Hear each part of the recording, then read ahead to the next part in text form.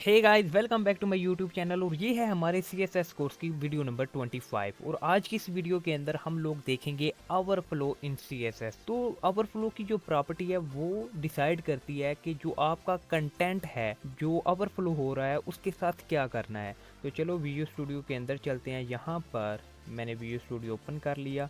मैं यहाँ पर इसे थोड़ा सा जूम इन कर लेता हूँ। तो यहाँ पर लाइव सर्वर को चालू कर लेते हैं। तो अब मैं क्या करूँगा, लाइव सर्वर चालू हो चुका है। अब मैं यहाँ पर एक पैराग्राफ जनरेट करता हूँ और पैराग्राफ के अंदर मैं लोरेम की हेल्प से कुछ कंटेंट क्रिएट कर लेता हूँ और उसके बाद यहाँ पर स्टाइल टैग लगाते हैं। और स्टाइल टैग के अंदर सबसे पहला काम जो मैं करूँगा वो जो बाय डिफ़ॉल्ट मार्जिन और पैडिंग है उन्हें ज़ीरो कर देता हूँ। अब पैराग्राफ को हम करते हैं स्टाइल। तो पैराग्राफ के अंदर सबसे पहले बैकग्राउंड कलर है वो मैं येलो कर देता हूँ और इसका जो हुड का कलर है वो मैं रेड कर देता हूँ।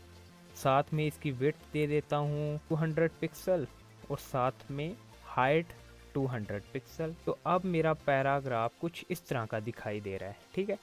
तो अब क्या करेंगे, ये जो इसका कंटेंट है ये तो ओवरफ्लो नहीं हो रहा, तो इसके कंटेंट को यहाँ ज़्यादा कर देंगे। तो यहाँ क्या करेंगे, इसकी हाइट और विड्थ को कम कर देते हैं, 100 रख लेते हैं। तो अब देखते हैं हम कि हमारा पैराग्राफ इस तरह का दिखाई दे रहा है।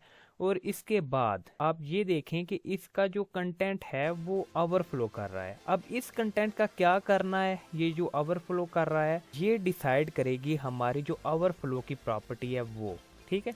तो ओवरफ्लो की प्रॉपर्टी को मैं सेट करता हूँ। तो सबसे पहले आपको बता दूं जो ओवरफ्लो बाय डिफ़ॉल्ट होता है वो विजिबल है, ठीक है। अगर मैं यहाँ पर लिखूं कि ये जो ओवरफ्लो है वो विजिबल कर दो, तो ये पहले से ही विजिबल है, आप देख लो इस पर कोई चेंज नहीं आई। यानी ये जो ओवरफ्लोड कंटेंट है वो विजिबल ही रहे, ठीक है। ओवरफ्लो हो रहा है तो होता रहे, विजिबल ही रहे, ठीक है। तो ये बाय डिफ़ॉल्ट था। अब जो दूसरी प्रॉपर्टी है यानी कि दूसरी जो होती है वो हिडन होती है, ठीक है। अब मैं यहाँ पर ये कर सकता हूँ, इसे कमेंट आउट करते हैं कि ओवरफ्लो को तुम हिडन कर दो। अब हिडन से क्या होगा, जितना भी कंटेंट ओवरफ्लो हुआ उस सारे को हिडन कर दिया, यानी वो गायब हो गया, ठीक है। तो इसके बाद जो तीसरी चीज है वो है स्क्रॉल। अब ये जो स्क्रॉल है इसे देखते हैं। अब ओवरफ्लो स्क्रॉल कर दो। जब ओवरफ्लो स्क्रॉल किया तो उसमें क्या हुआ कि यहाँ पर एक स्क्रॉल बार आ गया, ठीक है। जितना भी कंटेंट है वो सारे का सारा आप देख सकते हैं यहाँ पर स्क्रॉल करके, ठीक है।